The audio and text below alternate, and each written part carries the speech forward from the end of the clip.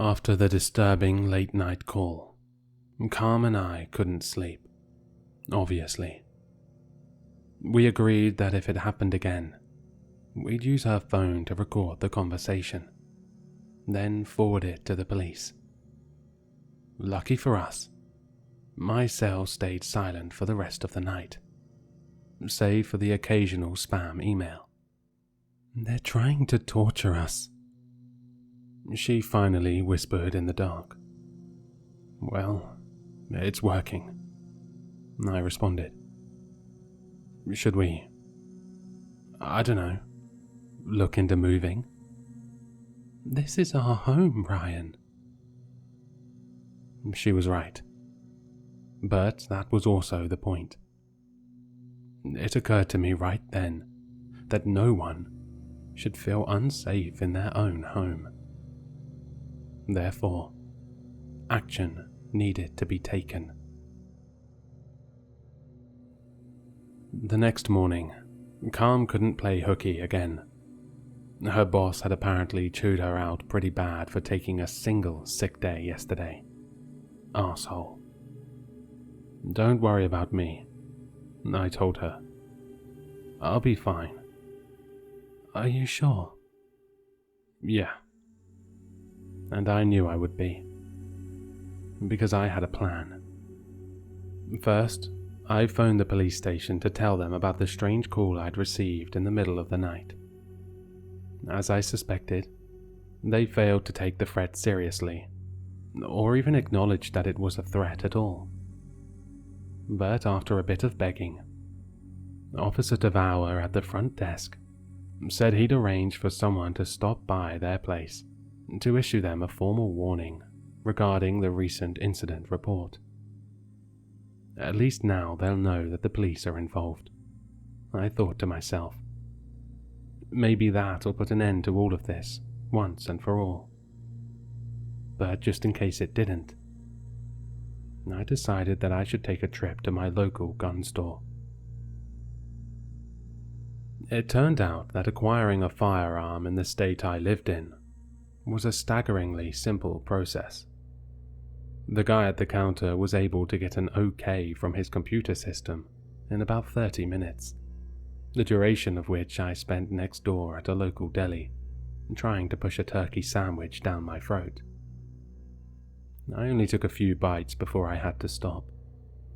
It had been hard for me to eat much of anything since everything started, and slimy deli meat sure didn't make that task easier.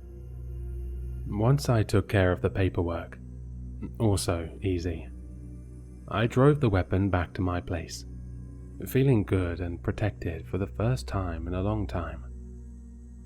I decided I wouldn't tell Carm about the gun, but only because, 1, I was hoping I wouldn't have to use it, and 2, I didn't want her to be paranoid about having one in the house.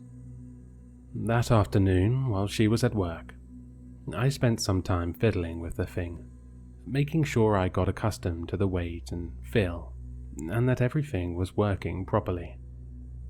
Then, I turned the safety on and stuck it under my mattress for easy emergency access.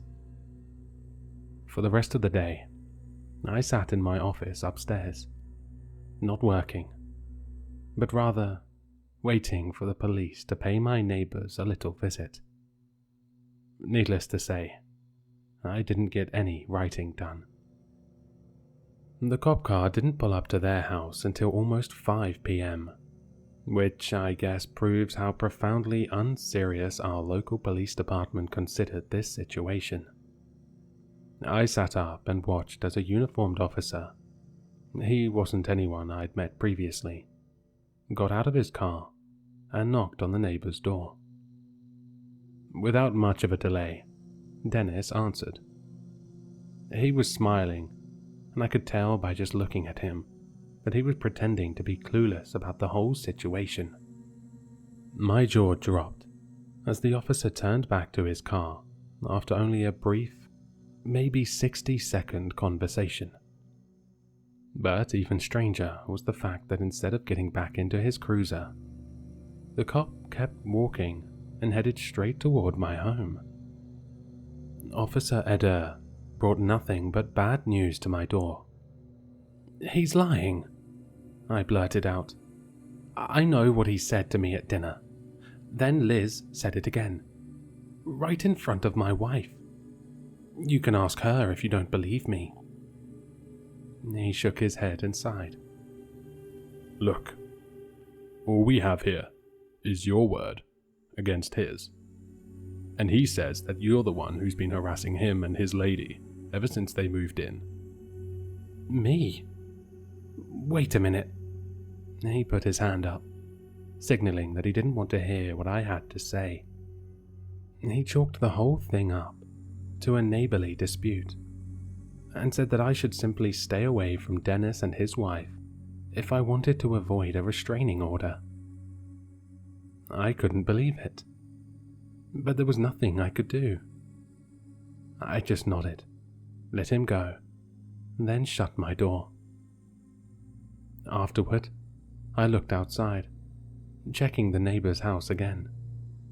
That's when I saw Dennis's pale face peering out from behind the curtains before he smiled, then disappeared back into the house.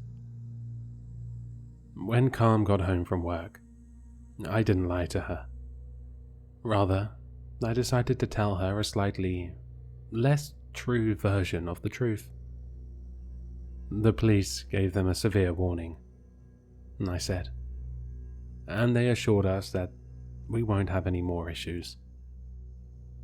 "Well, that's a relief. I'm just glad they're finally taking us seriously." "Me too." I'm not sure why I said that. I guess I just very badly wanted it to be true. That night, I actually was able to get a bit of sleep, which surprised me. Maybe it was because I knew I finally had something to protect me, nestled underneath my mattress. But then, around 3:40 a.m., something woke me up. It was the automatic lights in our backyard, which are so bright that they shine right through the thick curtains in our bedroom. Every once in a while, a coyote or small animal, like a rabbit, would set the lights off. But I figured I'd better check it out, just to be safe. I silently sat up, made my way over to the window, and looked outside, just as the timer turned back off and the yard once again returned to darkness. As I let my eyes adjust, still half asleep, I waited patiently to see if the lights would be triggered again. But there was nothing, just night.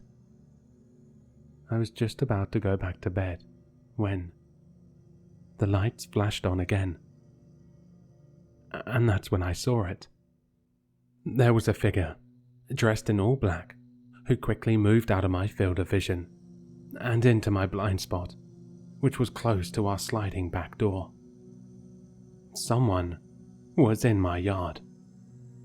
I gasped so loudly that it woke my wife up. "Ryan, what is it?" She groaned as she sat up, suddenly alert. "Call the police," I said, reaching under the mattress to feel around and grab the gun. "What's happening?" "Just do it, Calm," I yelled, finally pulling out the weapon. I quickly turned the safety off and made my way out of the room. "What the fuck?" she screamed. "Where did you get that?" I was already in the hallway when I answered. "Just call 911. Now!" I felt like I was in a movie or something as I hurried down the stairs, gun in hand. My hands were shaking as I opened the backsliding door and edged outside. I was terrified, but there was also a part of me that wanted to catch Dennis in the act, before he'd gotten off by lying. But this time, he was trespassing. "I know you're out here," I shouted, trying to hide the fear in my voice. "I've got a gun. and I'm not afraid to use it." The floodlights flashed on again, but every few seconds they'd turn off, and I'd have to wave my hand around to make sure I wasn't swallowed by the dark. "I know you're here, Dennis," I shouted again as I wandered around the dark yard. "This ends tonight." All I could hear were the sounds of silence. Then, in the distance, something faint. Sirens. The cops were on the way. "Oh, thank God," I thought. "Here comes the cavalry." As the sirens grew nearer, I lowered my gun and came to the conclusion that whoever was roaming around my yard was now gone. But that's when I saw it. It was a single porcelain plate, placed right outside our sliding glass door. I must have walked right past it when I stumbled out into the yard, shaking like a leaf, and too on edge to notice. I walked over to inspect the plate. On it was a raw slab of meat, sitting in a pool of bloody juices. My heart started beating again, faster and faster, as I looked to a note that had been left next to it. It simply read, "You are nothing but meat." I gagged thoroughly as a realization hit me. That piece of meat didn't come from an animal. It came from a human. Within a matter of minutes, our street had transformed into a spectacle of red and blue lights, flashing and flickering in the night. Nosy neighbors stumbled out of their houses, wearing robes and slippers and confused faces. For obvious reasons, both Dennis and Liz remained inside their home. The two officers that showed up, who I recognized as Adair and Devour, seemed unreasonably calm as we explained the situation, paranoia and fear still pumping through our veins. "I want that meat tested," I kept saying. "It came from a human. I know it did." "Easy now," said Adair. "We're gonna get it all bagged up. Don't you worry about it." Meanwhile, Devour asked pointed questions at my wife. "Did you actually see the intruder, ma'am?" "No, I didn't," she admitted. "But I believe my husband. And obviously, someone was here. How else did that plate get here?" Officer Devour simply shrugged, as if he didn't have an answer, but didn't need one. "I don't know, but we're gonna put this all down in the report." "Enough with the reports," I snapped. "I want Dennis arrested for trespassing. Right now." "Unless you have some type of surveillance cameras, we can't do that," said Adair.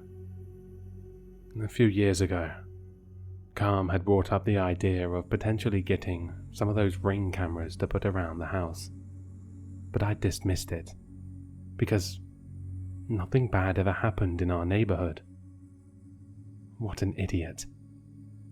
The cops were just about to leave for the night, when my gun fell out from my waistband and toppled into the dirt. I'm not quite sure why that made me nervous, since I'd acquired it via a legal and legit process. But I mumbled a sorry and stuffed it back into the waistband of my pajama pants.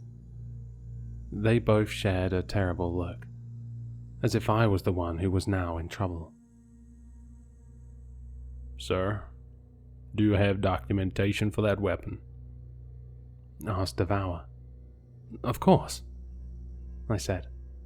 "It's in the house." I ran upstairs to my office, grabbed the papers from my desk, and brought them back down to be inspected by the officers. Adair and Devour took the packet, then went back to the cruiser, where they seemed to search for something on their little computer. which caused them to mumble a lot and shake their heads. When they finally came back over, what they said blew my mind. "We're gonna need to confiscate the gun." What? Why? "The store failed to run the appropriate background checks. Also, a couple of key forms are missing." "No," I sighed. "You can't take it away from me." "It's just until things get patched up, sir." I went apeshit. "You're doing this on purpose," I screamed. "This isn't right." Calm was tugging at my sleeve and trying to get me to calm down. "Ryan, just give them the gun." I didn't want to do that. But it wasn't until Adair and Devour both placed a hand on their own weapons that I considered complying. I mean, they were uniformed officers. They could have me arrested, or worse, shoot me. What the hell was I supposed to do? I handed the heavy metal weapon over to them, before realizing that I was now completely and totally unable to protect myself. The sun soon began to rise, and we hadn't slept. After the police left, Calm and I did a sweep of our entire house, just in case. But of course, we found nothing and no one. So we sat at the kitchen table, still worked up, still terrified for our lives. "You have work soon," I reminded Calm. "Fuck that," she said. "I'm not going." It was quiet for a while. Then I proposed an idea. "I think we should find somewhere else to stay, just for a few nights. We can try the motel just past the highway." The last time I'd driven by that motel, I remembered thinking how dirty and disgusting it looked. Maybe we'd get bed bugs or something. But hey, that was better than being eaten. "Okay," she finally said. "I'm gonna pack a bag." We arrived at the motel in the early morning and paid the guy at the front counter. We probably looked absolutely insane. Two crazy people, dark bags under their eyes, showing up at a motel with two backpacks at 6:38 in the morning on a random Tuesday. But there we were. The room was, in fact, dirty. It was also small and smelled like rotten eggs. But that didn't matter. We both collapsed onto the hard mattress and slept for almost 15 hours straight. It was the first time we'd felt safe in days. Our new neighbors were no longer our new neighbors. That night, after the mini coma, I went across the street and grabbed a bunch of food from Taco Bell, and Calm and I feasted as if we hadn't eaten in years. To be clear, I asked for everything vegetarian style, which is a thing they do, apparently. Afterward, we took a turn using the shitty shower in the shitty bathroom, then returned to the hard bed. I turned the TV on and flipped through the channels while I considered our remaining options. "I think the police are involved," I said, knowing how that sounded. "Ryan." "Think about it. That's why they took the gun. Or the store really did fuck up the paperwork." I shook my head. No, they didn't." There was a long, pregnant pause. "So what are you saying?" she asked. "That there's some cannibalistic cult that wants to eat us and only us, because we're that special?" "Not just us," I said. "My guess is they've been doing this for quite some time. We aren't the first, and we won't be the last." Calm went silent for a while before saying, "I'm going back to bed." I got up, filled 2 dusty glasses with water from the sink, and placed one on each nightstand. When I took a sip, my instinct was to spit the liquid out, but not because of the taste, though that wasn't pleasant either. It was more so the fact that the temperature of the stuff was piping hot. "I'm gonna get some ice," I said. "When I come back, I'll knock 3 times, and you'll know it's me. Don't open the door for anyone else, okay?" "Sure," she said, though I could tell she considered my plan a needless precaution. The motel was eerily quiet as I walked down the outdoor corridor, finally arriving at the ice machine. When the clear cube shot out into the bucket, the machine made a terrible noise, almost like the sound of an animal dying. When I got back to the room, I knocked 3 times. Then I waited. Silence. I knocked another 3 times, this time pounding on the door with the ball of my fist. Still nothing. I began to panic. "Calm?" I shouted, slamming the wood now. "Open the door." Maybe she's just in the bathroom, I thought. She'll open up in any second. But she didn't. And that's when I knew I had to break down the door. I'd actually done research into this for a book once. I knew exactly where to kick the door and with which part of my foot, which is why it only took me 2 tries before the door cracked open and I rushed inside. "Calm? Calm?" My heart was racing as I looked around. I'd never been more scared. The bed was empty, and the sheets were now a mess, as if someone had torn them off haphazardly. I ran across the room and into the bathroom, and that's when I saw the window, wide open, ripped curtains now blowing in the warm night air. I stuck my head out of the window and peered out into a dimly lit parking lot. "Calm?" I screamed out into the void. Then, in the distance, I saw something. A black and white car, speeding off into the night. It disappeared down the boulevard. I almost threw up as the revelation hit me.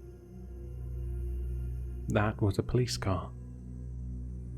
I instinctively almost called 911 before realizing I couldn't do that. There was now no one left to help me. Not even my wife. I was alone. They had taken her. Soon, they'd be tasting her. And I was next. After Calm was taken, I didn't know what to do. The local police department couldn't be trusted. Perhaps I could get in touch with someone from the FBI, but by then, it would be far too late. I'm not saying I did the smartest thing, but it was the only thing that came to mind at the time. Nothing was going to stop me from getting my wife back. And so, I got in my car, drove back to the old neighborhood, and parked across the street from the neighbor's place.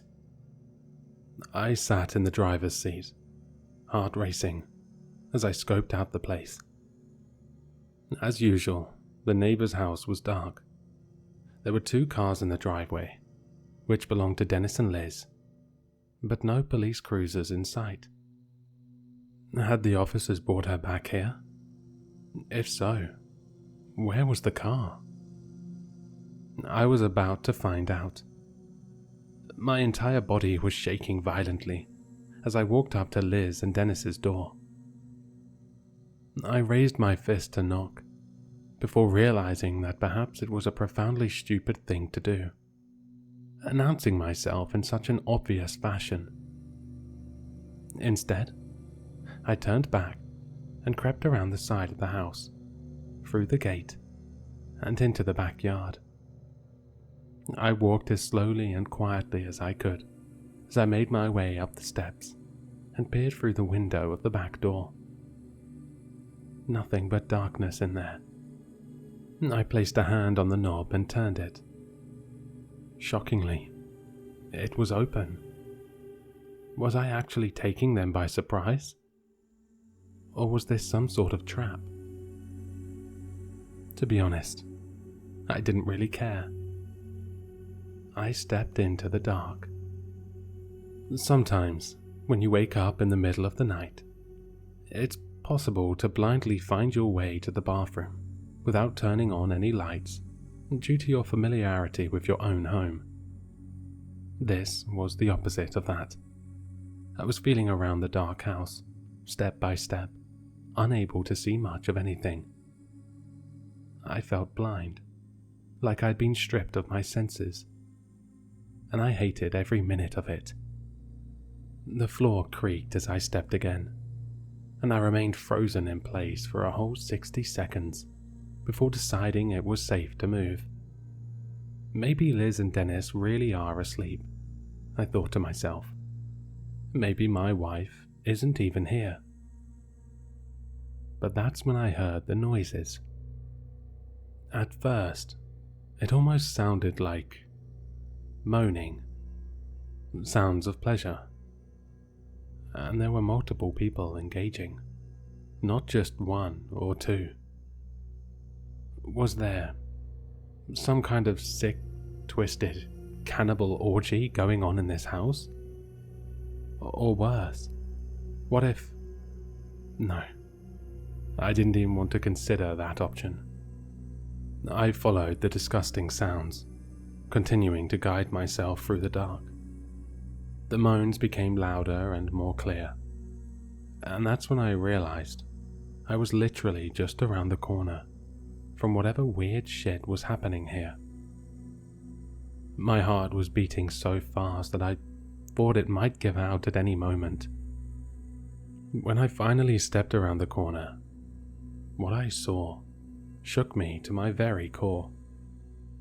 There were 4 bodies sitting around the dining room table, a single plate in front of each, and a few candles that flickered with light were scattered on the table. Dennis, Liz, Adair, Devour.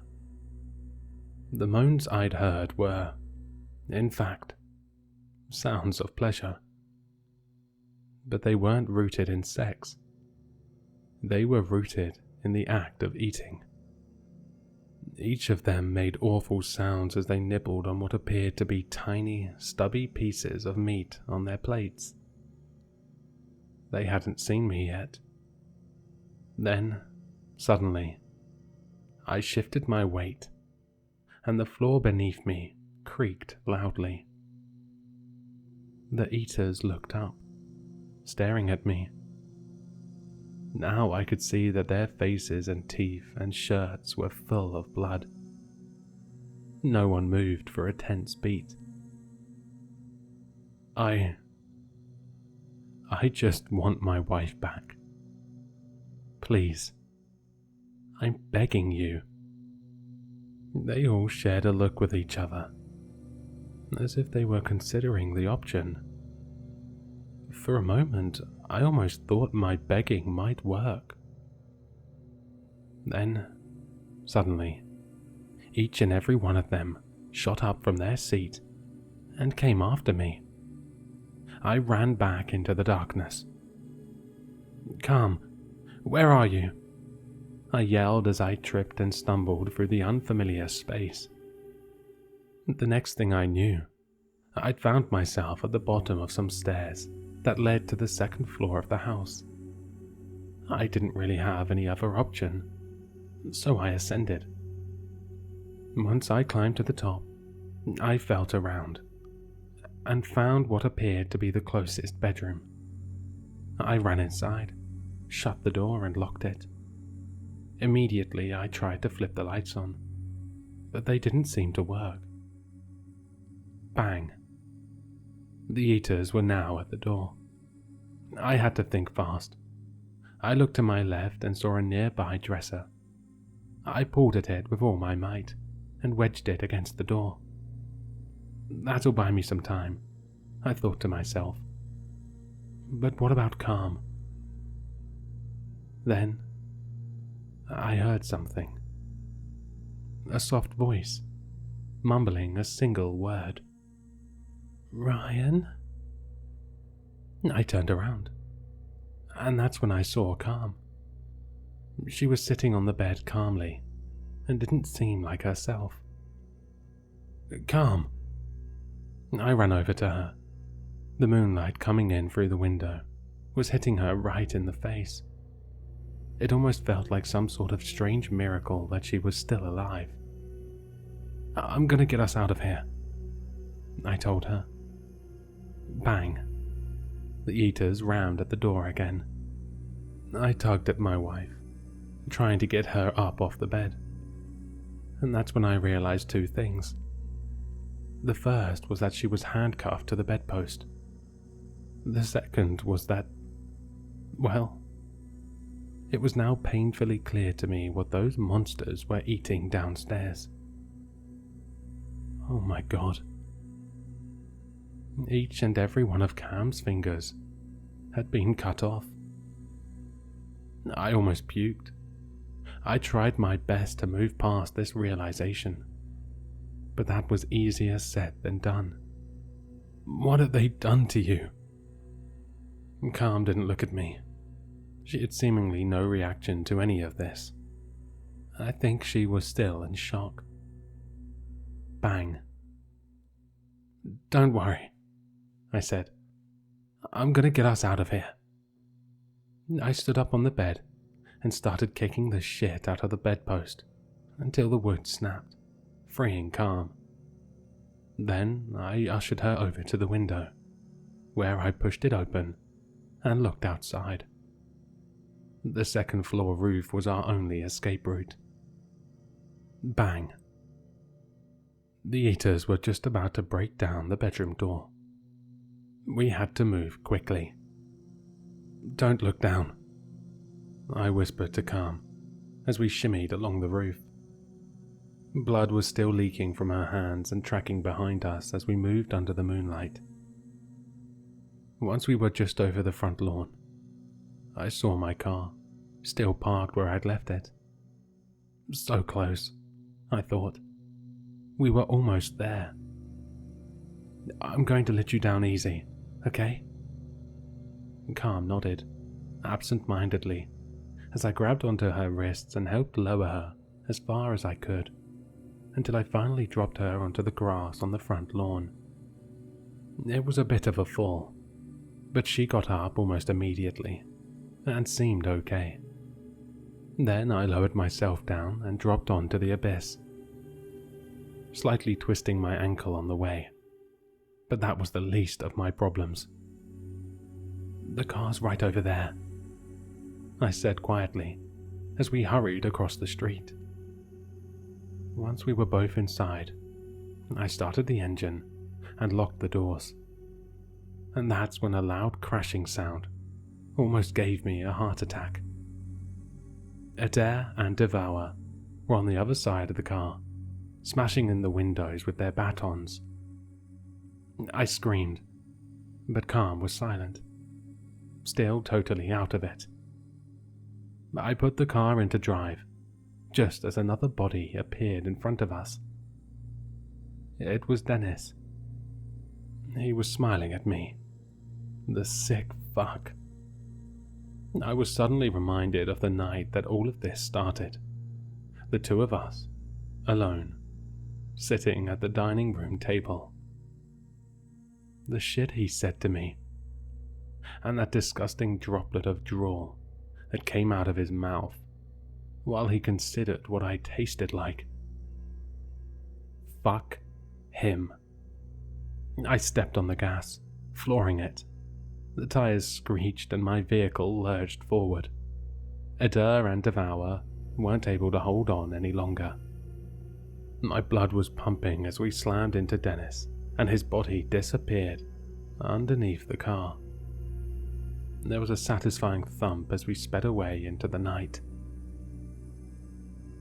It was probably a whole 60 seconds before I was able to process what had just happened, or even speak. "We're okay," I finally said. "It's over." My wife didn't say anything. She just kept staring into space. A broken person. But at least she was alive. I didn't stop driving until we needed gas, nearly 4.5 hours later. For my own safety, I cannot say where we've been hiding since this all went down. But what I can tell you is that I have no idea where we go from here. I couldn't take Calm to a hospital that night to have her hands checked out because, well, we knew it wasn't safe. And besides, it's not like we had the fingers to reattach anyway. By now, I'm sure the police have spun the entire case around and are using city resources to try and find us.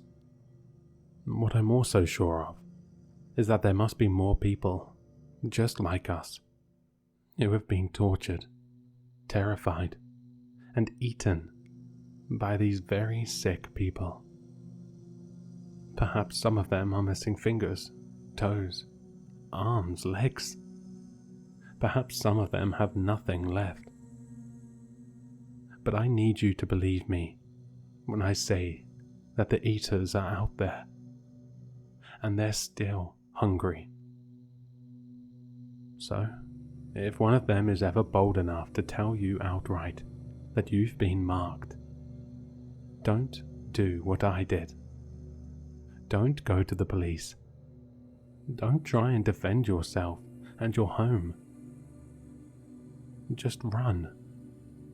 And do not look back.